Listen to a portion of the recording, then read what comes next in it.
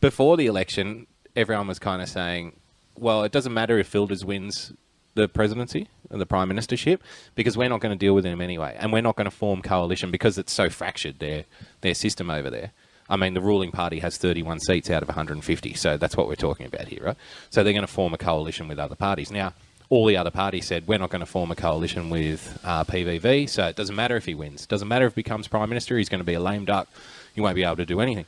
Now, faced with the fact that the centre-left, who he has made a coalition with, has been basically wiped off the face of Holland and been replaced with a collection of, quote-unquote Nazis and communists, do you think the Geert Wilders option, considering that they have adopted a number of their, admittedly adopted a number of their immigration policies and EU policies, do you think they're going to be better off dealing with a Geert Wilders or, say, open borders communist types? Well, if he won, they would have no choice. Like, they talk a lot of crap before the election, and they're not going to deal with him because they want to dampen his vote, his turnout. Now, if he did win, they would have no choice. I mean, whoever wins the election, doesn't matter if there's 10 parties and you get 15% of the vote. You got the first mandate. Yeah, first dibs on trying to create a government, trying to form government. So, yep, yeah. Yep, you got mandate, and you can lead the way, whether people come along with you or not, and then they take a risk with the electorate. Well, Geert continues his protest sort of thing, like he continues to gain support with his freedom, with his Freedom Party.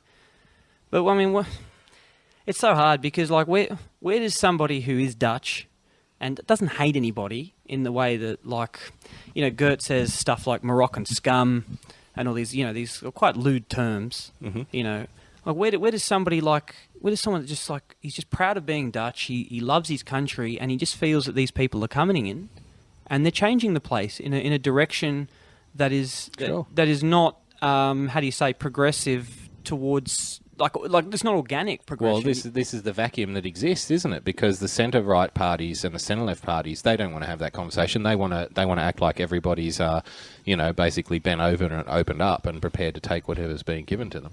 And on the other side, then you've got a gap, and then you've got the other side, which is like, oh, this is Moroccan scum and everything like that. So there's a space there in between those two. Yeah, and a lot of people fit in that gap, and they've been abandoned. Yep. They're isolated now. Yep. And if they speak out, they're kind of, the left will call them nationalist racist. Yeah, and a lot of them the other guys will say, well, hang on, you're not Dutch, you're not patriotic at all. Yeah, and a lot of them are going to the sort of the far-right options because the centre-right option has, like you said, abandoned them. So they're like, well, he's a bit full-on and I don't particularly like it, but damn it, there's no one else. That's right. There's no one else standing up for me kind of thing. That's right. Even if they don't like the way he goes about it.